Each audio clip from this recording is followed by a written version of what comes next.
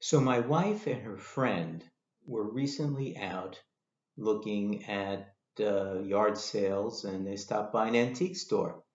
And they came back home and they told me, Joe, comic books at the antique store. So I went there and picked up a few. Stay tuned. Anachronic. Hey, comic book guys and gals, before we get started, let me tell you that we're going to have a special announcement at the end of this video, so don't miss it. I'm Joe, and welcome to Anachronic Comics. So, my wife likes to go to antique stores and to estate sales and so forth, and I usually go with her. But one morning, she said she and her pal were just going to go to an antique store and maybe look at some other estate sales or yard sales. So I said, fine, and I stayed home. When she got back, she said, Joe, at the antique store on 28 in Yarmouth, here in Cape Cod, they have a ton of comic books. You should go look at them. So I did, and I spent about 2 hours looking through there must have been about 15 or 16 long box worth of comic books there. Not a lot that I wanted, but I did come across with a few that kind of hit me and that I wanted to get. So I thought I'd show you guys what they happen to be. The first is a Lois Lane book from I think it's from 69 or 70. So I tried, let me see get a good one here for you. These older books, I have a bunch of them, not in very good shape. This one happens to be a key. The only reason is because it's a 64-page issue. But I got it, and I think I paid just $10 for it. So for a book from 1969 or 70 that's in really really good shape, that's pretty good, and it's probably a little bit under the FMV for this book. Next one is just kind of like a guilty pleasure for me. It's a really low book. I got it for $1. It's Phil Rizzuto. Now, you guys that are Yankee fans know who Phil Rizzuto is. Phil was the most valuable player for the New York Yankees, I think in 1950. He was the shortstop on a number of world championship teams. But I know him from the 1960s and 70s and thereon because he became an announcer once he retired from the Yankees. So he was a great announcer, a lot of fun, loved the Yankees. He picked up the holy cow thing. I remember him announcing Roger Maris' 61st home run and so forth. A Yankee through and through. So happy to pick up this one. A 9.0 would run you over $200. So this really low, probably like 1.0, 2.0 for $1 as a reader copy just made a lot of sense to me, so I picked it up. Now, next couple of ones just cost me a couple of bucks a piece. Of course, like a lot of DC fans, I do have a copy of Superman number 75, The Death of Superman.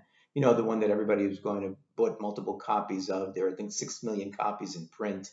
They were going to send their kids to college with it and all that. I just picked it up a few years ago just to have it in my collection in the poly bag and all that. So I thought it'd be kind of cool if I come across it. I have a list of some comics that have some stuff to do with the death of Superman, including the Funeral of a Friend series. So this one here, The Legacy of Superman #1. So I happened to come across it. It cost me a couple of bucks, so I picked this one up. This other one, which is part of the Funeral for the Friend series, #8, I also picked up for a couple of dollars. All right, and so just chalking them off. I'm not looking for them specifically, but if I come across them in a dollar book, in a dollar bin or $2 bin or $5 bin or whatever, I'll pick them up so that I can complete my checklist of those. Now, as you know, there were a number of crossovers between Marvel and DC, and so I happened to see this one picked up for $2. It's Green Lantern and the Silver Surfer, the Unholy Alliances. It's a key. It's a one shot, and I think I picked it up for $2. It's in really good shape. I don't see a lot of issues with the cover, at least. I haven't taken it out of the poly bag yet. But an 8.5 is running for about $40 or so on Go Collect. So I don't know how much this is worth, but I'm not really looking to resell it. I just got it to read it, basically. I have a few of these, and so they're just going to add this one to the pile. Now, the next one's a really interesting one. I always hear about foil goodness from the 90s and all this from a lot of you guys that grew up in the 90s was like your era, you know. So I don't have any of that stuff because I wasn't collecting in the 90s. I was busy raising my family in the 90s and doing litigation and cases and that type of stuff. But I came across in a $2 bin there Wildcats. This is a three-part series. Wildcats Covert Action Teams, a Jim Lee um, uh, foil goodness, I guess is the way you guys put it. But it's more than foil. When I looked it up on Key Collector app, it was a key, and it was a key because it was considered the first prismatic cover. Now, you guys know, from your science classes, I guess in grammar school or high school, if you throw like sunlight or light through a prism, it comes out all these different colors. And I guess when you take a look at these, and if I go like this, you can kind of see that, let me get the light on there too, especially. You can kind of see that different colors kind of come out on the prism. So it's kind of a cool, it's kind of a cool cover. So I picked it up for $2, really because it was foil goodness, and I said, I should probably have one of these Jim Lee foil covers on this thing. But now I find out it's the first prismatic cover, so that's pretty cool. So I got this for the PC. Now the next comic is Mystery in Space, number 104. It's not a key or anything, but Adam Strange is one of my faves, from the 60s especially. And this particular comic book comes from 1964. It's not in bad shape, really, if you take a look at it. It's got some problems around the staples here and so forth, but if you just look at the presentation of it, it's in really good shape. Now, if I come up with a Mystery in Space, if I see a Mystery in Space comic book for like a few dollars or even under $20, I generally will pick it up if it's in decent shape and if it presents nicely as this does. So I picked this one up, I think, for about $10 or $12, and so that's pretty good. And the last one is probably the best one. I managed to see in one of the bins, Secret Wars number 1. I picked this up for a little under the FMV for it. Taking a look at this particular copy, it's in really good shape. It looks like somebody took good care of it. I don't see any blunting on the corners. It does have a bad wrap here. There is a red sticker here. I guess it's because it was some kind of a super duper type of comic they had for sale rather than the $2 and the $3 ones.